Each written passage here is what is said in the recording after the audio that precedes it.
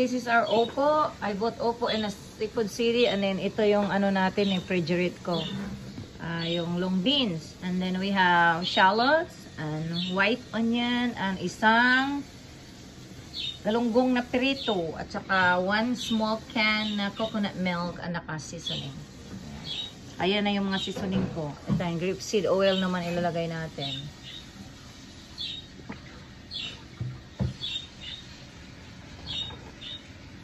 Shallots. Yan lang guys, dito sa kusina. Mga anak ko, hindi pa, nilalagay lang nila yung mga grocery dyan. Aywan ko. Pag mga lalaki, mga anak mo guys, naku, hindi talaga marunong mag-put away ng mga, mga pinamimili. Diyan lang nila, kalat-kalat lang nila dyan yung mga kasi easy to grab lang daw. So, okay. Wala naman kaming bisita. Kami lang naman. So, okay lang. Chicken ko. Ang tagal na yung chicken ko dyan. Salad Master. Ito guys, yung oil corn. Nilagay natin ng ilang ano lang yan. 450 degree. Tapos ilagay din natin to. Lagay tayo ng fried garlic. Ayan yung fried garlic. 1 tablespoon para masarap.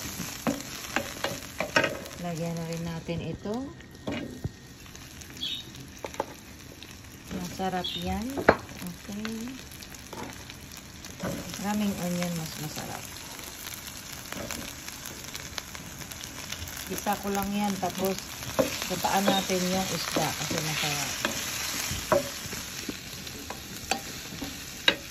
Galunggong yan guys. O, pinirito. Ayan.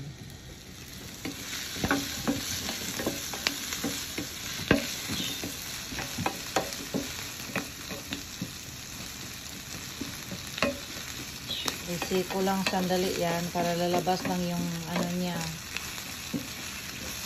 Masasarap na lasa. Okay. Ito may ginger powder na yan. With salt na, boyan, cayenne pepper, and black pepper. Gusto ko ng crunchy kasi na lagay na natin ito ha. Kamay-kamay lang ito. Ay, ang laki. Ayan. Tapos mayroon tayong Oppo. Lagay lang natin dyan yan lahat. Kasi nga, mag-ano lang yan guys. Ilunod na tanan. Okay? Dali na kayo na. I-put together lang yan guys. In one. And then, you sit aside lang yan dyan. Ganyan ang Salad Master. Okay? Lagay lang natin lahat. May mga gulay pa akong leafy. Yung bok choy, later ko na ilagay yan. Basic ko lang yan. Lagyan ng konting mainit na tubig. Okay? Yan guys, yung seasoning, lalagay lang natin sa ibabaw. Tapos, lagyan natin ng hot water.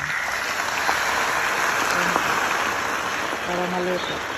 Kunti lang. Ayan. Tapos, lagyan natin ng takip yan. At saka ilalagay natin yung mga leafy vegetable later. Okay? Ayan lang siya. Lagay naman natin yung bok choy. May niwa akong bok choy. Ayan.